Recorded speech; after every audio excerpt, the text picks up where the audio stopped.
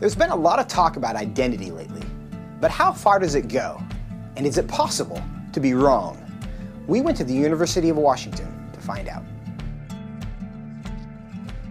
Are you aware of the debate happening in Washington State around the ability to access bathrooms, locker rooms, spas based on gender identity and gender expression? I think people should be able to have access to the facility. I think bathrooms could and potentially should be gender neutral because there doesn't need to be a classification for differences. I think people definitely should have the ability to go into whichever locker room they want.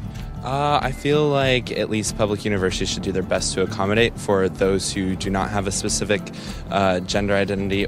You know, whether you identify as male or female and whether your sex at birth is matching to that, you should be able to utilize the resources. So if I told you that I was a woman, what would your response be?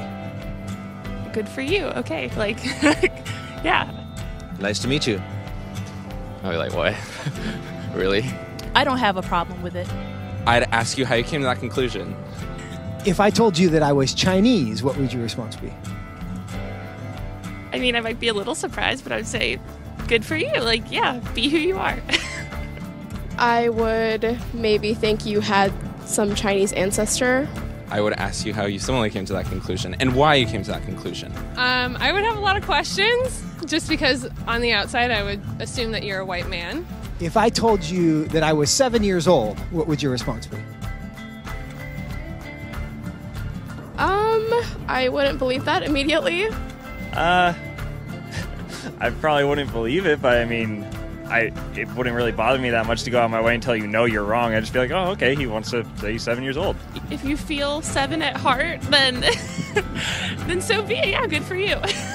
So if I wanted to enroll in a first grade class, do you think I should be allowed to?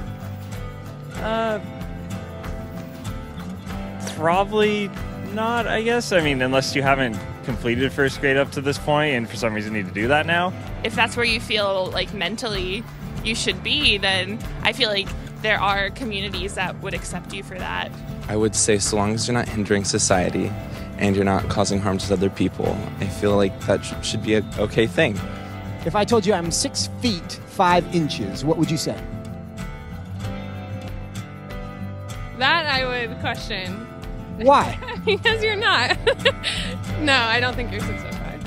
If you truly believed you're 6'5", I don't think it's harmful. I think it's fine if you believe that. It doesn't matter to me if you think you're taller than you are. So you'd be willing to tell me I'm wrong? I wouldn't tell you you're wrong. No, but I say that I don't think that you are. I feel like that's not my place as like another human to say someone is wrong or to draw lines or boundaries. No, I mean, I wouldn't just go like, oh, you're wrong, like that's wrong to believe in it, because I mean, again, it doesn't really bother me what you want to think about your height or anything. So I can be a Chinese woman. You sure. But I can't be a 6'5" Chinese woman. Yes.